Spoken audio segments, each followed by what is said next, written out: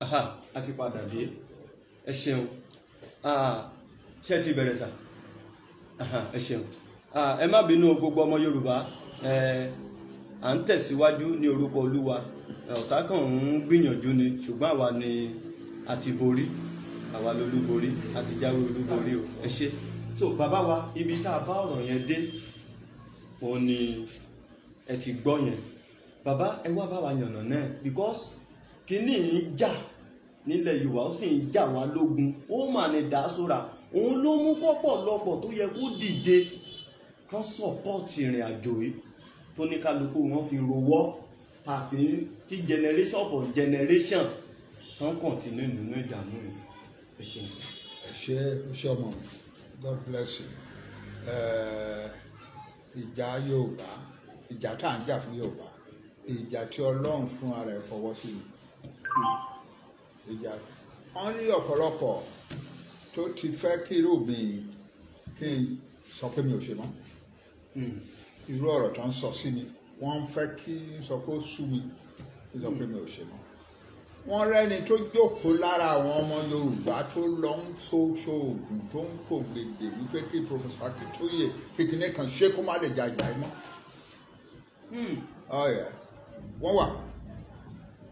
Wọ́n wà. Ṣùgbọ́n Ọlọ́run ló ní kí n lọ́jà. Àwọn tó ń ṣá oògùn wọn dey reach me because God has built a defense around me. God has given his angels charge over me to watch me in all my ways.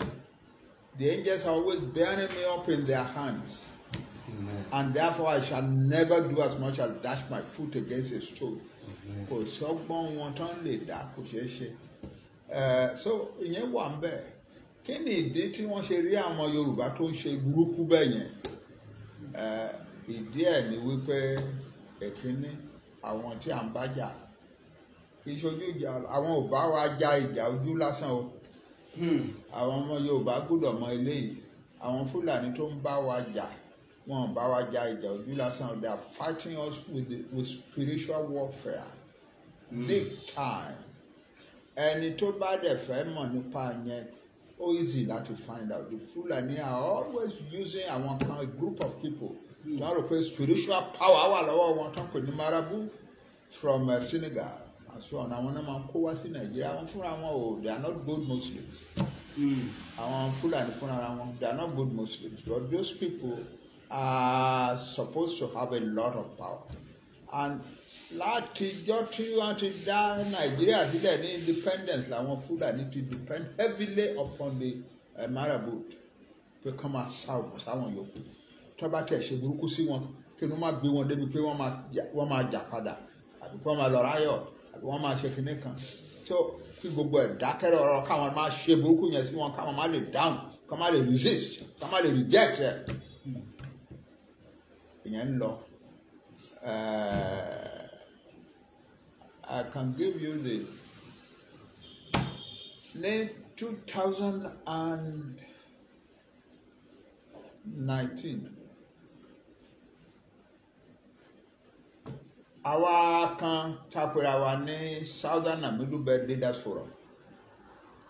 Àwa tá wá láti South West, àwọn tó wá láti South South, àwọn tó wá láti South East, àtàwọn tó wá láti Middle Belt, 4 different groups. Our form organization kan wọ́n pè ní Southern and Middle Belt Leaders Forum. Ó wá dijọ́ kan ní 2019 and ní àwa fẹ́ lọ visit national, a fẹ́ lọ visit Senate. Ká béèrè lọ́wọ́ wọn, wọ́n rí gbogbo nǹkan tó ń ṣẹlẹ̀ ní Nàìjíríà yìí ni, why are they not doing anything about it? And so on and so forth. Chief E.K. Clark ni chairman wa. Àwọn bàbá wa YORÀBÁ wà lára wa. Èmi wà ńbẹ̀. Wọ́n wá yan èèyàn mẹ́rin from each area. Mẹ́rin la ṣe South South, South East, South West, Middle Belt. Wọ́n wá ní kí kọ̀ọ̀kan yan èèyàn mẹ́rin. Ní South West, èèyàn mẹ́rin tá ń yàn ó include mi. Chief Adébánjọ number 1, èmi number 2. Young men like Mimiko and Yínká Odùmákin, àwọn mẹ́rin tí a lọ láti ilẹ̀ Yorùbá nìyẹn. àwọn yòókù yẹn mẹ́rin tí wọ́n 16 of us àdébẹ̀. Nígbà tá a jókòó pẹ̀lú àwọn senators, the president of senate ó jókòó, the chairman of 8 major committees of senate wọ́n jókòó pẹ̀lú chairman, president of senate on the highest table. Àwa tá a jẹ́ àlejò wọn àjókòó báyìí. Nígbà tá a kíra wa tán tá a ṣe tán, so president of senate Bisola Saraki ó ní bàbá ẹ sọ fún gbogbo àwọn tó attend sí yín torí gbogbo àdọ́mọ ọ̀dọ́ a ní attendance a ní personal assistant ó ní ẹ sọ fún gbogbo àwọn attendant yìí ẹ̀yin mẹ́rin yẹn nìkan kù ok àwọn sọ fún gbogbo àwọn attendant wa àwọn assistant wa ẹ jáde. Ó ní kí gbogbo àwọn tó jẹ́ workers for the senate workers kan jáde. Ok àwọn yẹn tún jáde. Ó ní gbogbo àwọn tó bá jẹ́ police àbí security kìnìkan tó bá wà níbi kan jáde. So àwọn yẹn tún jáde. Ó wá kù àwa mẹ́rin yẹn àti senator mẹ́jọ àti president of senate 25 of us. Ó ní nǹkan táwọn fẹ́ sọ fún wa ní bàbá. There is something happening that Nigeria does not pay attention to. Fire on the mountain. Yes. Kì í ṣe ordinary people, kì í ṣe people tá à ń rí àwọn Fúlàní tá à ń rí tá à ń pariwo, kì í ṣe àwọn ló ń take a decision for Nigeria ní Abuja yìí. Àwọn kan wà tó ń jẹ́ marabout tán lọ import wá láti Senegal. Ṣé ń gbọ́ gbogbo ọmọ Yorùbá ká lè mọ ibi tá a máa dojú àdúrà àti gbogbo ẹbọ tá à ń rú ká mọ ibi tá a máa dojú ẹ̀kọ́. Ẹ ṣeun bàbá wa ń gbọ́ yìí. Àwọn kan wọ́n máa lọ ń kó wọn wá ní in their hundreds. Tí wọ́n bá dẹ̀ ń lọ wọ́n máa ń kówó púpọ̀ fún wọn ní. It's like aeroplane tí wọ́n fi lọ kó wọn Nàìjíríà ló máa gbé aeroplane ránṣẹ́ láti lọ kó wọn wá. Àwọn náà tún máa kó wọn lọ. Ìgbà tí wọ́n bá ń lọ bí aeroplane wọn yẹn is filled with naira ní àti dollars and so on. But those are the people who are taking this. Only our Senate, the Senate of Nigeria, tá a bá Buhari ṣèpàdé báyìí nírọ̀lẹ́ yìí, tá a sọ pé Buhari nǹkan báyìí lájọ máa ṣe tó wà agree tí gbogbo wa agree ta kúrò mẹ́. Táwọn máràbùtù ẹ bá sọ fún lóru pé má ṣe kìnìún yẹn o, ìgbà tá a bá wá ń ba sọ́lá àárọ̀ jẹ́ kìnìún á máa wà mí pé òun ò tí ì gbọ́ rí ni. Òun ò gbọ́ kìnìún yẹn rí. Olúwa o. Oh yes. Ó ní so. Ó ní àwọn fúnra ó ní àwọn tá a wà bí àwọn tá a jẹ́ senators we live in fear of our lives. Only the other senators will tell you kò sí kankan lára wa tó wà bí tán ti fi marabut threaten. Ìkànnì òun dédé jí láàárọ̀ lòun rí àwọn marabut tó wà wájú ìta táwọn ọlọ́pàá wà lọ́dọ̀ ẹ̀. Marabut yẹn ń sọ fún àwọn ọlọ́pàá pé ilé sẹ́nétọ̀ yẹn owó ìjọba tán jí ó kún bẹ̀ ẹ lọ ṣáàjẹ́ ẹ rí. Pẹ́ẹ́ mi sọ fún un pé owó ìjọba wà bẹ̀. Yes. Gbogbo ọmọ Yorùbá náà wò yí bàbá wa kọ́ra ta tán ṣí àìtò yìí. Yes. Ó ní so àwọn Fúlàní àwọn ọlọ́pàá dẹ̀ wá lóòótọ́ wọ́n dẹ̀ gbọ́nú lé wọn bẹ̀ sí ṣáàjì yàrá wọn ṣáàjì kitchen wọn ṣáàjì. Ìkan lára àwọn senators wọn ní ìyàwó ìyá tó bí wọn wà ní ọ̀dọ̀ òun níjọ́ yẹn tó sick tó wà ní yàrá kan. Òun sọ pé ìyá wa bẹ wọn jẹ ká wọ́n ṣílẹ̀kùn bẹ̀ wọ́n lékè wọ́n wo wá bẹ́ẹ̀dì tí màmá wà wọ́n wá bẹ́ẹ̀ wọ́n ṣe gbogbo. Yes, that's how Nigeria is being governed. Anybody tó bá rò pé àwọn Fúlàní yẹn everything they do is guided by the marabouts. Everything they do towards Nigeria is guided. Tán bá pé eléyìí táwọn Nigeria fi máa wò díẹ̀ tán máa fi yà jẹ wọ́n tó jẹ́ pé in other countries tán bá ṣe irú ẹ̀ rally àti ṣẹlẹ̀ nípò kankan ìlú àti dàrú kankan rárá o àwa Nàìjíríà máa wò ni ara nǹkan tí àwọn máràbùtù ń ṣe fún wọn nìyẹn. bàbá wa bó la wá ti rí bó ní Yorùbá ti rí èdè yẹn àṣà yẹn tán dẹ̀ gbé sínú ọmọ. gbọ́ díẹ̀ so ọ̀pọ̀lọpọ̀ nínú àwọn ọmọ Yorùbá fúnra wọn wọ́n á wá oppose ẹni tó ń jà fún wọn. ara ẹ̀ nìyẹn ara nǹkan tí irú àwọn táwọn máràbùtù a máa ṣe ni pé Akíntóyè become unpopular láàrin àwọn tó lòun jà fún yìí gan. Yes, ara ibi tí ó ti wá nìyẹn, ara ibi tó ti wá nìyẹn.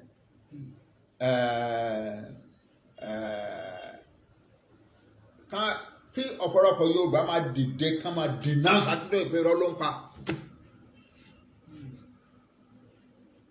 Tó dẹ̀ máa ṣẹlẹ̀. So when I see people like that, tẹ́ máa ń pariwo pé àwọn jẹ́ kínní kan wọ́n fẹ́ Professor Akíntóyè máa kàn máa ń wò wọ́n mọ́ wáyé. These are products of the marabut.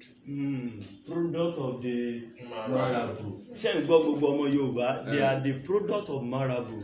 Kì í ṣe pé wọ́n hate Yorùbá nation but they are under an influence àwọn gan wò wọ́n. Wọ́n ti bewitch wọn. Oh yes, wọ́n ti bewitch wọn. Ọ̀gbẹ́ni kan lára àwọn mẹ́rin tá a jọ lọ mẹ́rin yẹn tá a jọ lọ sí Senate níjọ́ yẹn it was a commander in the Air Force kó tó retire tó wá fight fáwọn èèyàn yẹn a jọ wà nínú bọ́ọ̀sì nígbà tá à ń padà kúrò bẹ́ẹ̀ ni ó ní Nàìjíríà ò understand the marabut ó ní lòun lead the Air Force contingent to wait on the President of Nigeria nígbà Abacha òun lòun wà as the commander of the Air Force contingent that waited on President Abacha. Ó ní iṣẹ́ wọn tó ń ṣe kò pọ̀ púpọ̀ ju wípé káwọn gbé aeroplane lọ sí Senegal wọ́n á ti kó àwọn máràbùtù yẹn dúró dè wọ́n káwọn kó wọn wá ìgbà tó ń bá tún ṣe tán kán tún kó wọn lọ. Ó ní lájẹ́ ẹjọ́ tí Abacha kú àwọn máràbùtù yẹn ló wá sọ fún àwọn táwọn jẹ́ Air Force command ló wá kanlẹ̀ kan sọ pé the president is dead.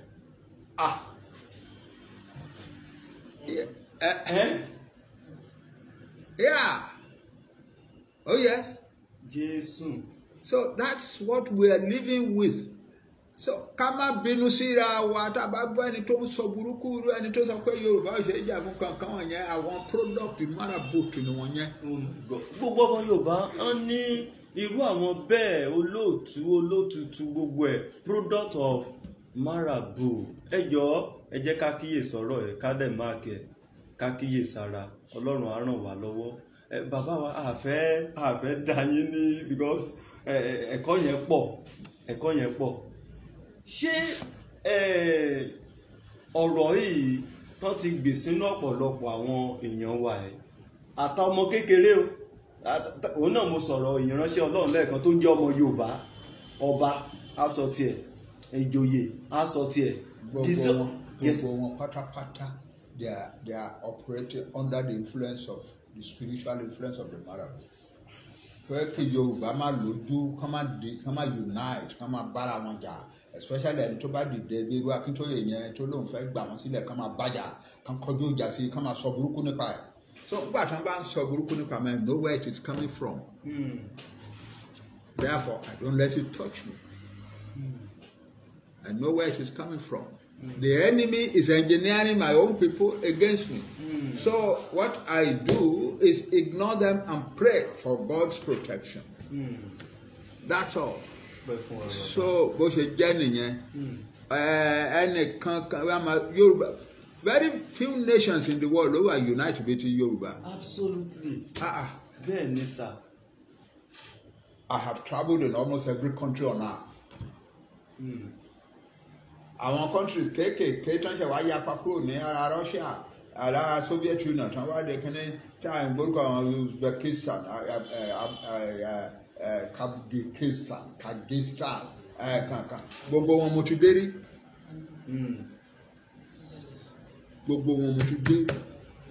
Those are the most remote countries in the world. káṣọ máa sọ̀rọ̀ gbogbo àwọn country yòókù tó wà ní Europe tó wà ní North Africa ní South Africa ní Central America ní West Indies gbogbo ẹ̀ mọ̀tún. There is no nation, one single nation tó wà as united as the Yorùbá nation. Oh my God. Gbogbo ọmọ Yorùbá pàápàá jùlọ ẹ̀yin tí ẹ̀yin ṣe mídíà, màmá wa Lady K, Kòwé, Masbi, bàbá wa Ọmọlúkà, bàbá wa Koiki Media, ẹjọ́ ẹ bá wa type ẹ pé gbogbo ọmọ Yorùbá ẹ bá wa because a fẹ́ Ọlọ́run fẹ́ tú ọ̀rọ̀ yẹn statement yẹn ìdè ni wọ́n ti fi di ọ̀pọ̀lọpọ̀ ọmọ Yorùbá kò jẹ́ kó ní sense of belong pé ilẹ̀ Yorùbá is worth fighting for, dying for. Ọlọ́run ṣe ṣẹ̀dá ènìyàn. Look at the country all over the world. You see Russia fighting for Russia. Ukraine nígbà tí ìjà bẹ́lẹ̀ between Russia and Ukraine, àwọn ọmọ Ukraine ọmọ Russia tán wà ní other country, they left their country, come down láti gba ìjà àwọn ilẹ̀ wọn jà.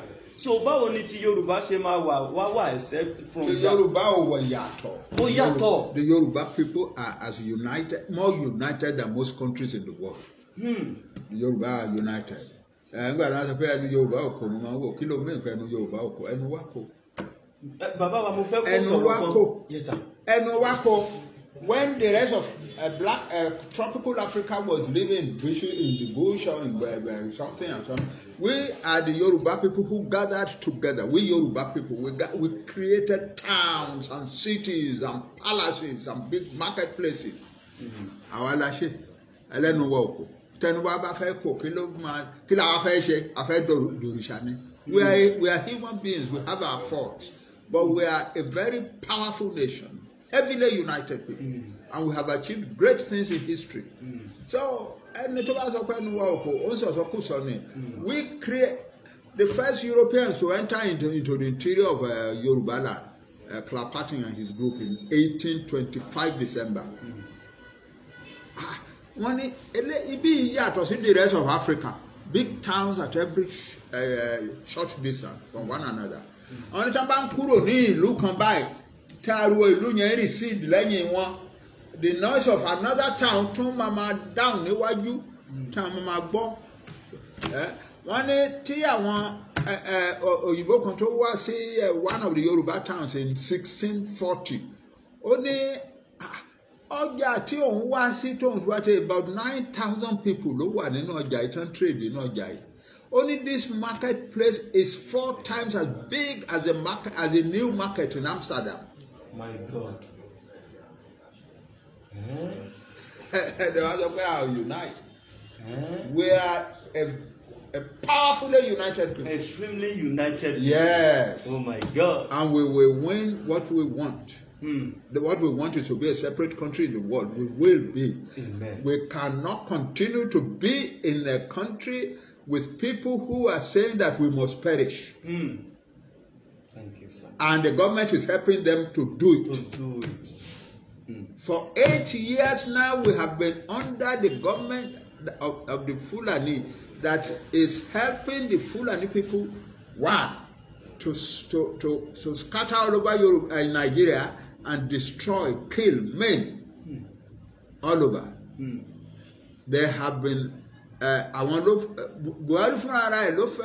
announced that anybody can come from the rest of Africa and come to Nigeria without a passport, without a visa. And when they are mentioning that Nigeria, Yorùbáland gangan ni target wọn. Yorùbáland ni target wọn.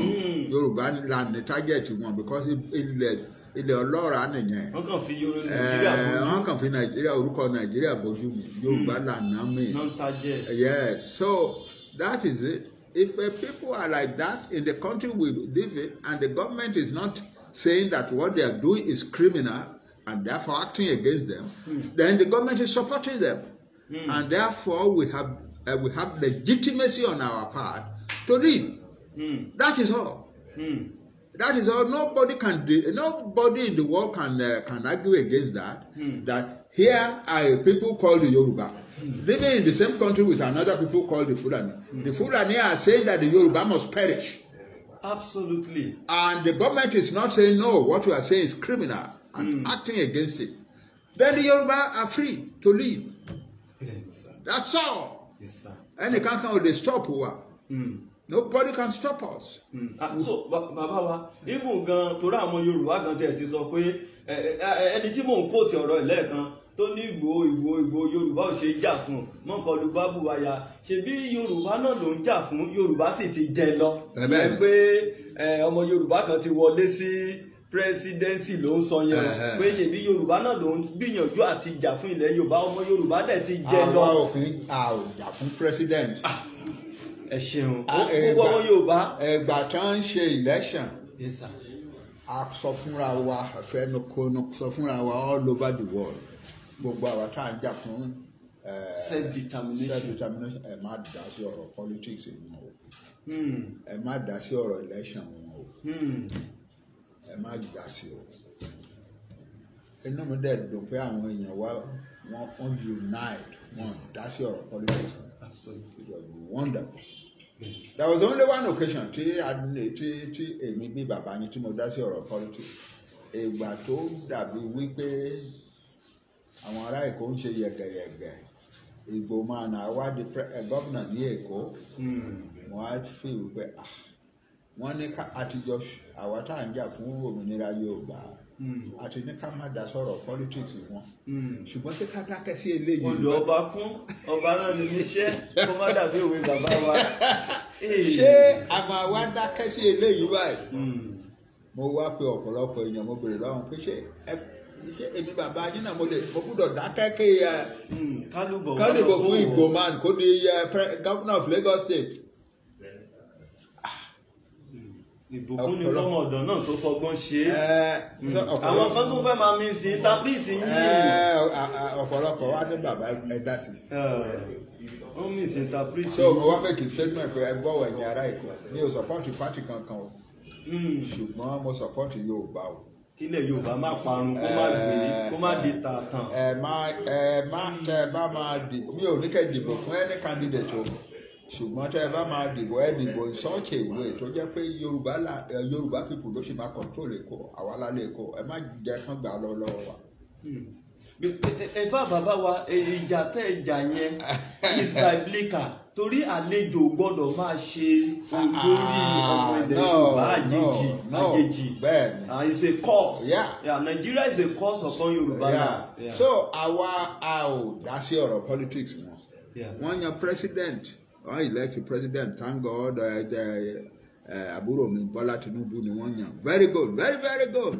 Mo dẹ̀ ti congratulate but mo sọ náà wípé.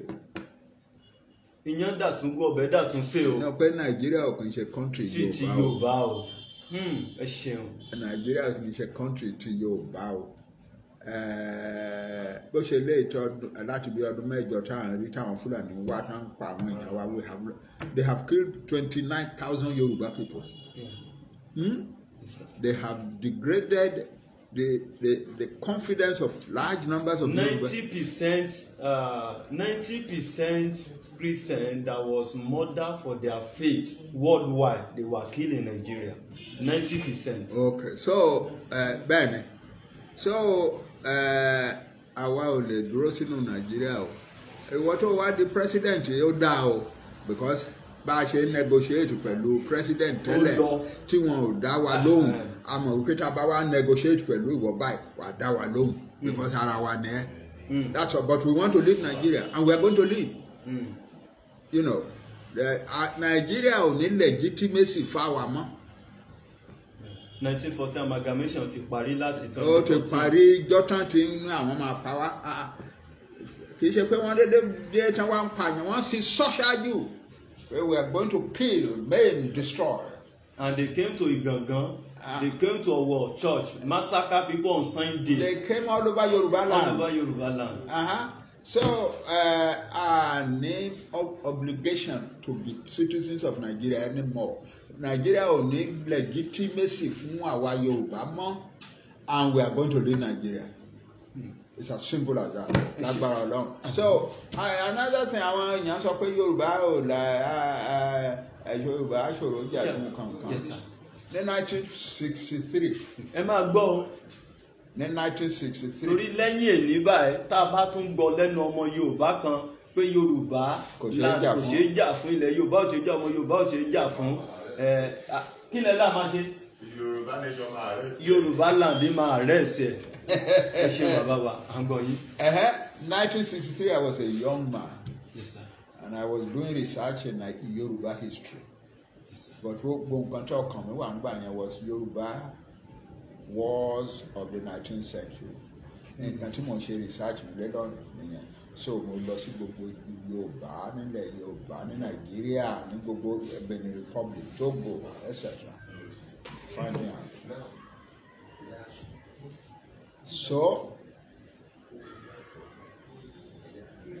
mo wá lọ sí ìlú kan wọ́n pè ní Ìkìrun. Ìkìrun wà kan náà. Yes, sir. Mo wá lọ interview àwọn chiefs in the palace. Yes, sir.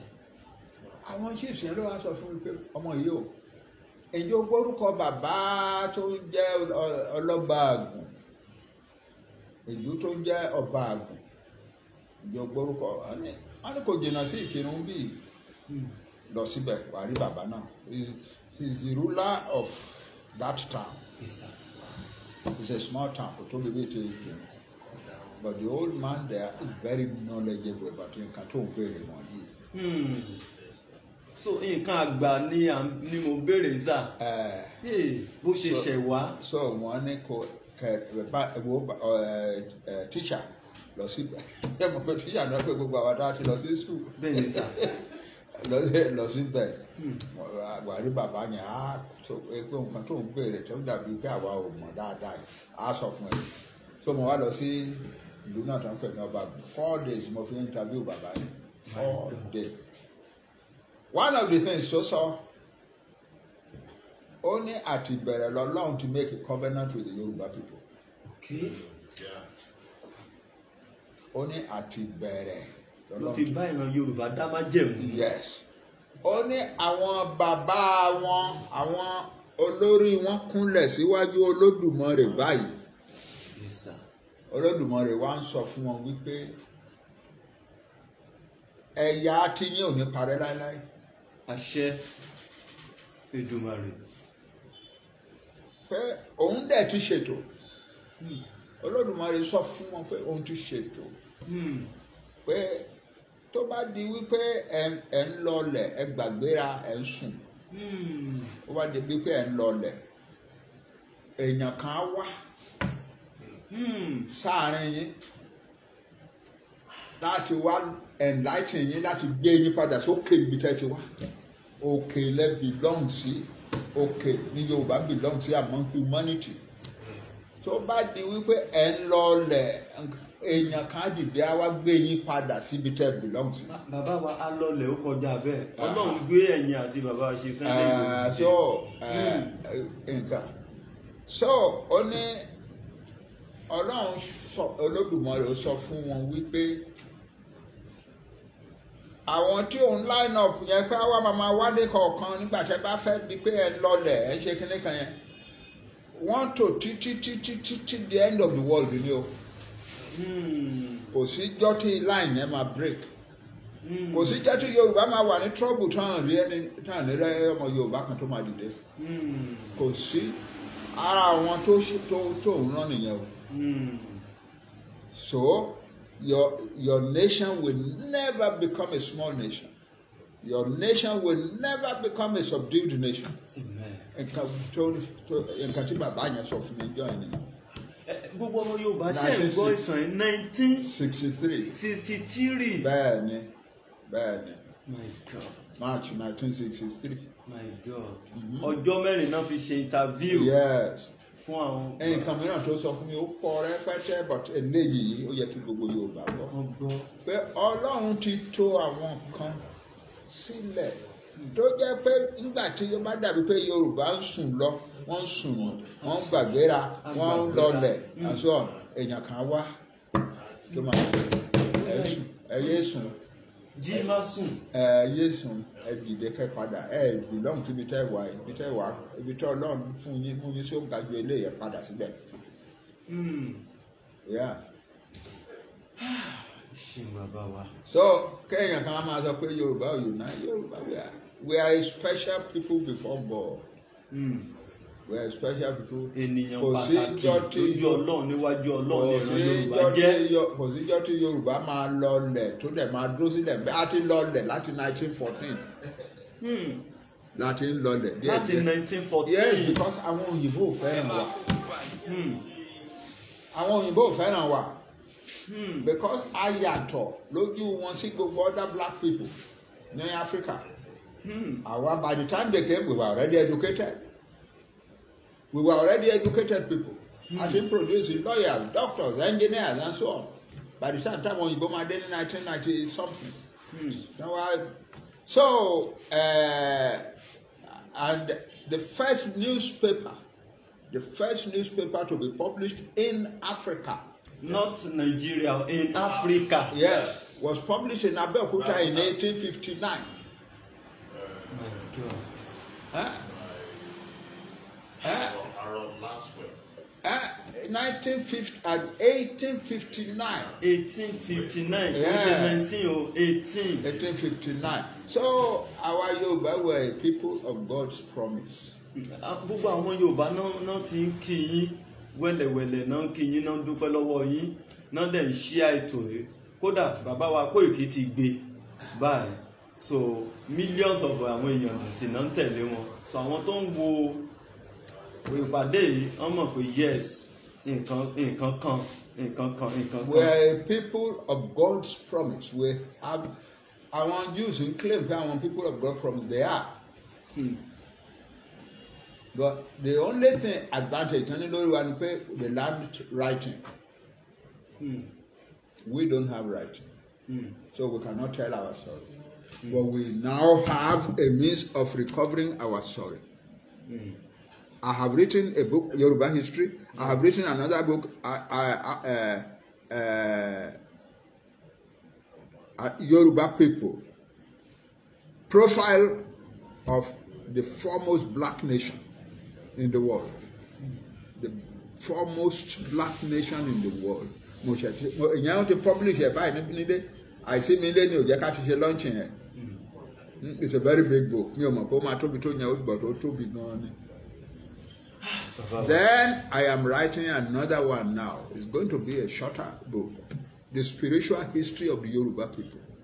Amen. Ilé ìtẹ́ ẹ̀kọ́ toró nìkan tó ti jáde before ilé ìtẹ́ mention nípa good news to the page. Bẹ́ẹ̀ni. Èmi tẹ̀ ti print yẹn jáde. Data ìta wa mo print ẹ̀ lẹ́yìn ìgbà yẹn àwọn kan ní YSDL. Wọ́n ti ṣe wọ́n ló tẹ̀ ti wà lórí Amazon. Gbogbo àwọn ọmọ Yorùbá ṣe rí àkọsílẹ̀ dá àsọtẹ́lẹ̀ àti àkọsílẹ̀ gbogbo ẹ̀ náà ló wà nínú ọ̀rọ̀ Ọlọ́run ó sọ fún Ábákọ́kù ó ní kó kọ ọ́ lẹ̀ bàbá wa ti kọ ọ́ lẹ̀ sọ àwọn ìwé ìtàn wọ̀nyí a nílò láti kà á téèyàn ò bá bá ìtàn àbárọ̀bá àrọ́bá òun ni bàbá ìtàn ṣe rí àwọn ìtàn tá a kà ó ṣe kókó kí tiwa má bàa gbé kó má bàa parun lórúkọ Jésù wọ́n ti sọ fún wa bẹ́ẹ̀ yẹn wọ́n ní wọ́n ṣe ìwádìí yẹn lọ́dọ̀ bàbá yẹn fún ọjọ́ 4 ní ìlú téèyàn lẹ́yìn ìkírun náà lọ ìlú yẹn ìlú yẹn kékeré Ọbàgùn lórúkọ ìlú yẹn. Ọbàgùn lórúkọ Ọlọ́bàgùn lórúkọ ní bàbá yẹn ti lọ bá wa ṣe. Bàbá yẹn jẹ́ Adékánsọ́lá. Adékánsọ́lá. The Ọlọ́bàgùn of Ọbàgùn. Ní 1963. 63. Yes. Ẹ ṣeun sá. Wọ́n ní bàbá yẹn sọ pé Yorùbá ò lè dìlú kékeré wọn lè dè wọn lè parun láyé wọn lè dè èèyàn kékeré láyé tí ó bá tó àkókò tí gbogbo wa ti ń sùn bá ṣe ń sùn yín Ọlọ́run á gbé àwọn kan dìde tá a bá sì wá dẹjú àárí mú àárí wípé Ọlọ́run ti gbé bàbá wa Akíntóyè dìde ó gbé Chief Sunday dìde ó dẹ̀ gbé àwọn kéékèèké náà dìde tì wọ́n lẹ́gbẹ̀ẹ́ láti kún wọn lọ́wọ́ ká lè dé ilẹ̀ lérí ọ̀rọ̀ Ọlọ́run wá sọ wípé ẹ̀yin Yorùbá ẹ dìde kí ẹ sì máa lọ sí ilẹ̀ lérí yín nítorí pé èyí kì í ṣe ibi ìsinmi yín Nàìjíríà kì í ṣe ibi ìsinmi wa nítorí ó jẹ́ aláìmọ́ yóò pa yín run àní píparun kíkorò tá a bá kúrò láàrin wọn ìwé Mákàì orí 2 ẹsẹ̀ 10 ló sọ. wọ́n fẹ́ pa àwa Yorùbá wọ́n fẹ́ pa wá run ni. So president tuntun ìtàn pé ọmọ Yorùbá rẹ̀ ìyẹn ò ní í ṣe pẹ̀lú kó má pa wá run. I'll continue. The Fulani are killing people all over Yorùbáland even now. I have a report tí mo ní káwọn kan bá mi ṣe area by area Yorùbáland Fulani people are killing so people. kò sí nǹkan tọ́mọ Yorùbá tó wà ń bẹ̀ yìí tó lè ṣe sí àfi tá a bá jáde kúrò láàrin wọn ló tó lè jẹ́. agbọ́dọ̀ kúrò nílẹ̀ ní Nàìjíríà. Nigeria is the land of the death for the Yoruba people. We must not die. The only way tí a lè survive ká má kú ni ká kúrò Nàìjíríà, that's all. ẹ̀yin èèyàn mi ká dúpẹ́ lọ́wọ́ Ọlọ́run tó fún wa ní bàbá wa yìí o, because irú wọn ṣọ̀wọ́n nílẹ̀ Yorùbá. I have never ó hard fún mi láti ìgbà tí mo ti ń wò kẹ́ẹ̀kan rí àwọn elderly person báyìí kán lè máa reason jinlẹ̀ báyìí nítorí ọjọ́ ọ̀la. Àmọ́ àwọn bàbá mi ìta gbọ́dọ̀ dárúkọ wọn tó jẹ́ pé ẹ̀yin náà mọ̀ níṣẹ́ náà máa sọ èrò náà máa fi ìdí wé ìrù orí wé àwọn nǹkan tí ò jọra wọn náà máa sọ, and we are dying on daily basis. Bàbá wa ẹ pẹ́ fún wa. Mélòó la fẹ́ sọ nínú ẹ̀yin Adépèlé kó má dàbí òwe torí àfẹ́ gbà àkókò yẹn àfẹ́ kẹrẹ. Bàbá wa mo fẹ́ kẹ́ ẹ pa láṣẹ fún gbogbo ọmọ Yorùbá bóyá mọ̀ràn náà ni ká tún sọ, ṣùgbọ́n nǹkan tẹ́yìn bá ti sọ ń bí èmi rí gẹ́gẹ́ bí àṣẹ sí ìran Yorùbá tá a dẹ̀ gbọ́dọ̀ tẹ̀lé pé látòní lọ ọ̀rọ̀ tán máa ń sọ pé ilẹ̀ Yorùbá ò ṣe jà fún kò ṣe, mo fẹ́ kẹ́ ẹ bá wa fa igi yẹn tu lénìí, ìgbòǹgbò yẹn kàn fà á tu, then gbogbo wa kẹ́ ẹ wá sọ fún wa kí gbogbo ọmọ Yorùbá kán bẹ̀rẹ̀ sí fi ṣe ìdánilẹ́kọ̀ọ́ fún àwọn ọmọ wọn pé ìlú ẹni ilẹ̀ ẹni tọ́lọ́run dáyàn sí ó ṣe é jà fún o. Ó ṣe é jà fún o, it's worth fighting for, it's even worth dying for. Ẹ ṣeun bàbá, èmi tẹ̀ sọ nínú ètò yẹn mo ní èmi tẹ̀ ti zero mind mi pé torẹ́ lómi bóyá ó ń retí nǹkan tó máa rí ń bẹ̀ ló ṣe ń sọ pé so but mo wá sọ fún ọ nínú ètò tí mo ṣe lọ yẹn torí mo sọ fún ọ mo ní part 2 ètò yẹn ń bọ̀, so eléyìí òun gan ni part 1 kì í má sọ pé part 2 mọ́ nígbà tá a ti wá dọ́dọ̀ mo fẹ́ ibi tá a wà ń sìn ní Orísun torí ẹ̀yin lọ́lọ́run gbé dìde láti mú pé ọ̀rọ̀ yìí ìmọ́lẹ̀ wa tàn sí dáadáa, a sì dúpẹ́ lọ́wọ́ Ọlọ́run. Náà gbogbo ọmọ Yorùbá abẹ̀yìn láti èní lọ tẹ́ ẹ bá ti rẹ́ni tó ń sọ lẹ́gbẹ̀ẹ́ yín pé ilẹ̀ Yorùbá ò ṣe jà fún Yorùbá ò ṣe jà fún ẹ̀yà tètè mọ̀ pé àti pé ẹnu Yorùbá ò kò. tọ́ndẹ̀ tó ń sọ pé ẹnu Yorùbá ò kò kẹ́ ẹ mọ̀ pé pródọ̀tì àwọn máràbù ni ẹ bá wa táìpù ẹ lè make sure pé ṣe mọ̀ pé gbogbo ala láìkí ká máa ṣe design sórí Facebook WhatsApp ẹ kọ sílẹ̀ pé ẹnikẹ́ni tó bá ń sọ wípé ọmọ Yorùbá ò ṣe jà fún ilẹ̀ Yorùbá ò ṣe jà fún is a product of marabu, èmi máa ṣe yẹn lénìí tí n bá kúrò lọ́dọ̀. àti ẹni tó bá sọ pé ẹnu Yorùbá ò kò. wọ́n ní ẹni tó bá sọ pé ilẹ̀ Yorùbá ò ṣe jà fún, ẹni tó bá sọ pé ilẹ̀ ọmọ Yorùbá ò ṣe jà fún, tó sọ pé ẹnu Yorùbá ò kò, ẹ sọ pé is a product of marabu. kẹ́ẹ̀dẹ̀ kọ́ gbàgàdà báyìí ká pòsẹ̀ sí gbogbo WhatsApp ká bẹ̀rẹ̀ sí ká máa dá ọfà yẹn padà sára àwọn irú àwọn bẹ́ẹ̀. Ẹ ṣeun bàbá wa. ṣe ó kú wákù kan. Yes sir. àwọn kan náà máa ń sọ wípé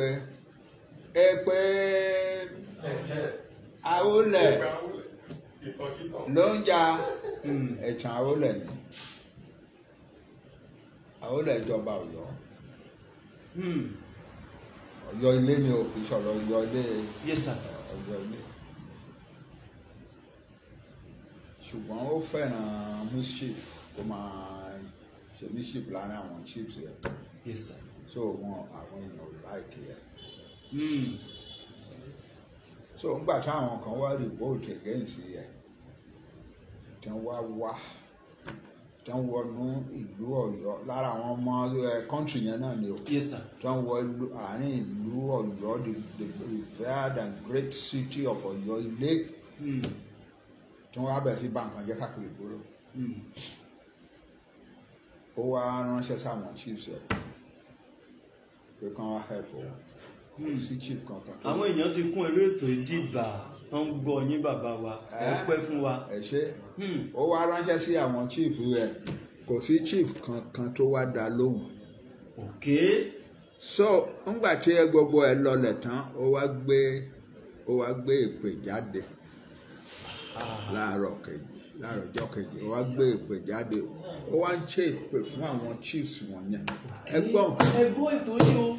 ó wá bẹ̀rẹ̀ sí ṣépè fún àwọn chiefs pé ẹnu wọn ò ní kò láéláé wọn ò ní kò sí nǹkan tó máa fẹ́ ṣe tó máa ṣe àwọn chief yẹn ló ń ìyá àwọn ṣífù yẹn àwọn èèyàn wá ń sọ pé èpè àólẹ̀ ló ń bá ja ìran Yorùbá wá sọ́ọ̀dì mo ti pàtíkù lórí ẹ̀ rí but àwọn èèyàn ṣe sọ it is not true àólẹ̀ ò mọ nǹkan tó ń jẹ́ Yorùbá là àwọn chiefs ẹ̀ ní Ọ̀yọ́ ilé ló mọ̀ tó ń ṣépè fún that's all so bó ṣe jẹ́ nìyẹn ẹnikẹ́ni tó bá ń sọ lọ́dọ̀ yín pé èpè àólẹ̀ ló ń jà ẹ̀ tètè dá lóhùn wípé àólẹ̀ ò ṣépè fáwa Yorùbá. Yorùbá àwọn ṣífù sọ̀gbé ẹ̀ tó jọ wà níbẹ̀ yẹn ló ṣépè fún ọ. that's all àólẹ̀ ò ṣépè fún Yorùbáland o so bó ṣe jẹ́ nìyẹn.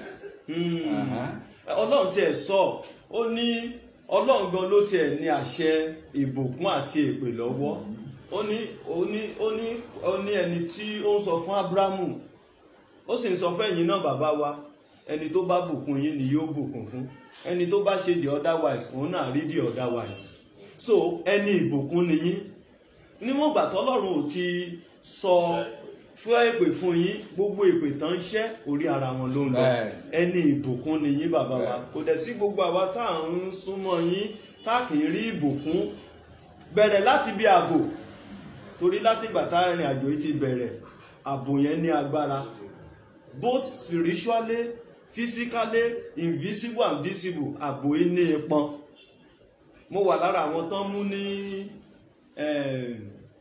àgọ́ ọlọ́pàá ìlábẹ́òkúta tán kó lọ sí ewu ẹran nígbà yẹn náà demonstration ìjọ rally ní jẹ́ ìkan nínú àwọn mẹ́tàlá tán mú láàárọ̀ ẹ ṣeun bàbá wa ibẹ̀ yẹn la wà tán ti ń pè yín ìgbà yẹn mi ò tiẹ̀ mọ̀ pé màá ní oore ọ̀fẹ́ báyìí láti wá ìfàṣe ló dàbí pé mo rọ́ náà bí mo ṣe ń wò ní ìgbà ọ̀dọ́ mo mọ̀ pé àwọn kan tún lè mí sí interpret mi wọ́n lè sọ pé ṣe la tún ń sọ but àwọn tí wọ́n ní òye ti mọ̀ kan tí à ń sọ nígbà náà lọ́hùn lójú ẹsẹ̀ àwọn kan tán mọ̀ yín náà ti ń pè yín àwọn ọ̀rọ̀ akin tí mò ń gbọ́ tẹ̀ ń sọ lórí fóònù ẹ̀ pé ẹ̀ lè sunbẹ̀ yẹn mọ́jú sẹ́ ráìtì yín ni sẹ́ ẹ̀ má bẹ̀rù wọ́n máa fi yín lẹ̀ lóòótọ́ àwọn architect Akínọlájọ Òjìdé gbogbo wọ́n máa fi wálẹ̀ a máa padà sílé lọ́jọ́ yẹn àti bẹ́ẹ̀ bẹ́ẹ̀ lọ yàtọ̀ fáwọn tán bá ṣe àìgbọ́ràn sí ìrìn àjò yẹn tán bá ti ṣe àìgbọ́ràn sáńgẹ́lì yẹn o tá a lè fojú rí tá à ń fojú rí yín báyìí tán bá ti ṣe àìgbọ́ràn tán tẹ̀lé ìlànà yẹn blueprint yẹn sẹ́ẹ̀dì tá à ń bẹ ṣe ń yànnà náà fún wa line upon line lẹ́sẹẹsẹ yìí àwọn nìkan náà ń kó sínú àwọn ewu tí eléyìí tó ṣẹlẹ̀ ní Sunday tó kọjá sí táwọn yẹn àwọn yẹn ọ̀nà àìtọ́ náà gbọ́ ọ̀nà tiwa kọ́ nìyẹn ẹ ṣeun bàbá wa àwa náà ní yọ́ǹkà àkọsílẹ̀ pé yọ́ǹkà o àti bàbá wa Bánjí Akíntóyè o àti ṣe Sunday Ìgbòho àwa ò mọ̀ nípa eléyìí táwọn yẹn lọ ṣe lọ́jọ́ Sunday o bàbá wa ẹ pẹ́ fún wa gbogbo ọmọ Yorùbá torí ọ̀rọ̀ yẹn ó jẹ́ nǹkan tó jẹ́ pé ó jẹ́ ọfà tán bá sọ́sẹ́ lómi ìsìn ó sì ti mú gbogbo ọmọ Yorùbá. mo fa igi ẹ̀tú yọ sọnù lẹ́yìn àmì àṣẹ ọfà yẹn ò ní ta mọ́ àmì àṣẹ bẹ́ẹ̀ olúwa musiki ní bọ́tà kò ní ta rárá àmì àṣẹ ó ṣe jẹ́ nìyẹn amen all over amen then the Yoruba people are a special people before God amen we are united amen we live upon the promise of God amen we are a people of the covenant amen that's it.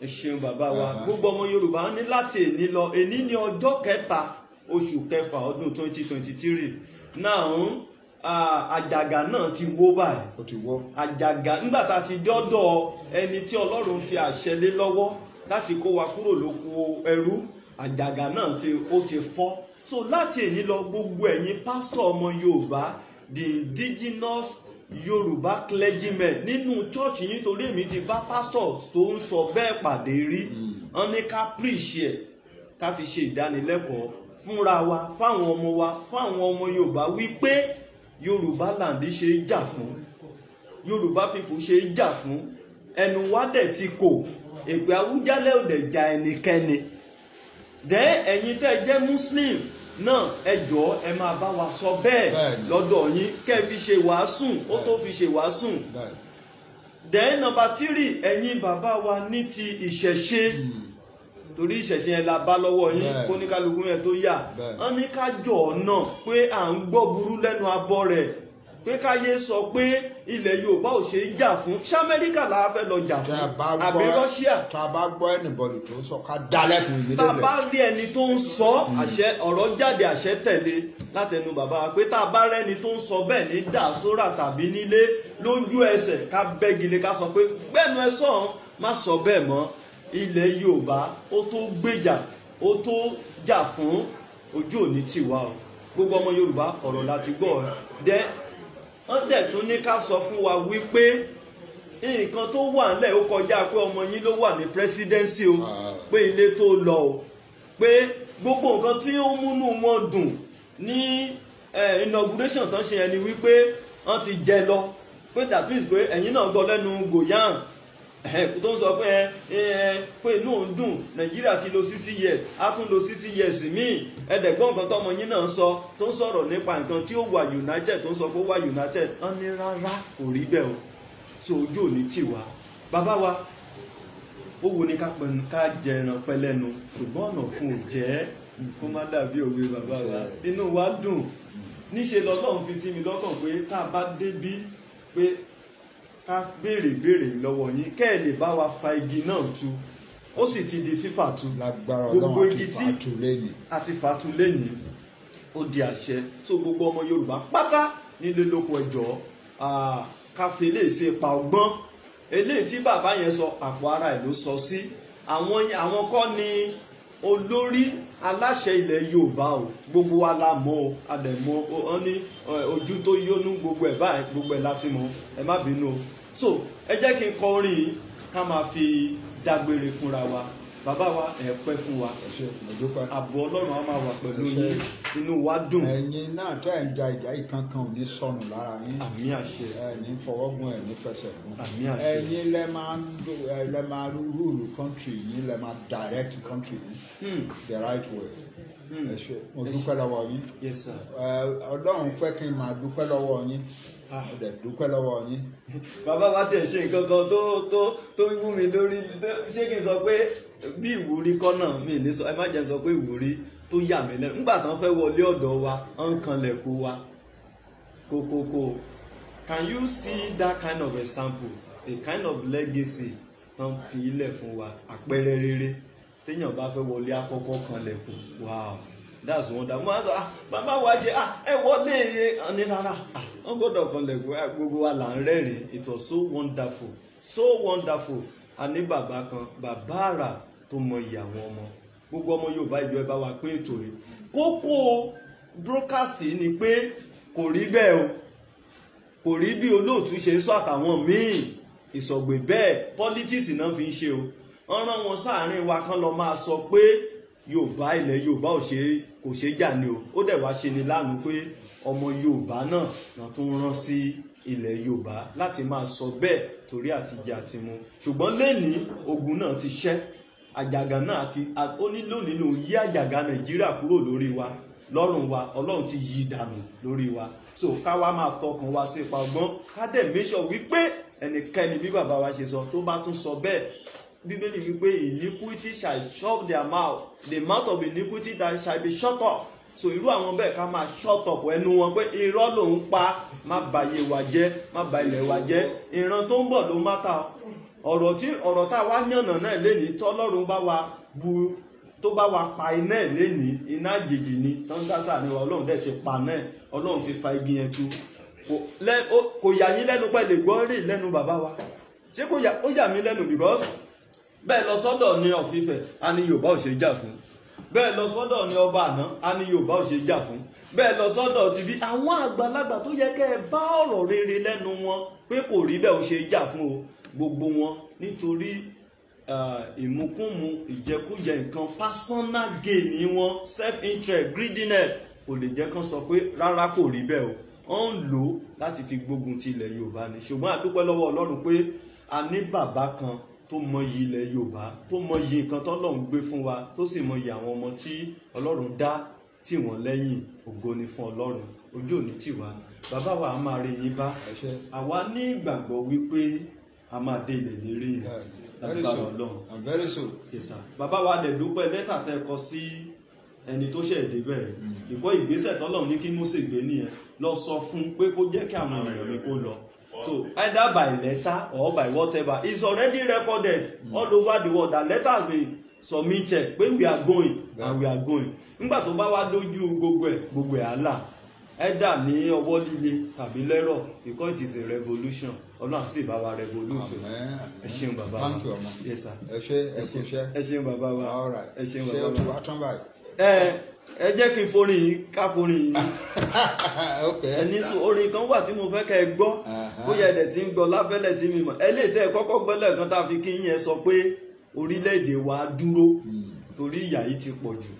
Odùduwà Republic a ṣe kí ni a dúró òmìnira dé bàbá aṣojú ẹ̀mí yín lágbára Ọlọ́run aṣojú ẹ̀mí gbogbo wa. Ilé tí mo fẹ́ kọ yìí ó sọ pé Yorùbá nation no going back no going back. Nígbà tẹ́ bá tẹ̀ ń sọ̀rọ̀ yẹn létí wa gan bàbá wa yìí wọ́n tún fi ọ̀dọ́ sọ̀rọ̀ báyìí pé no going back.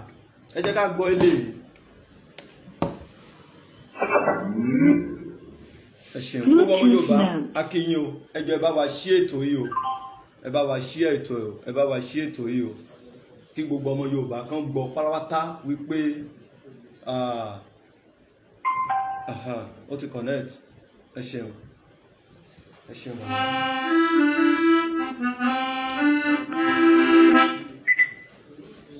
No going back, Yorùbá nation, no going back. Ìyà tó jẹ wá tó àrùn lọ.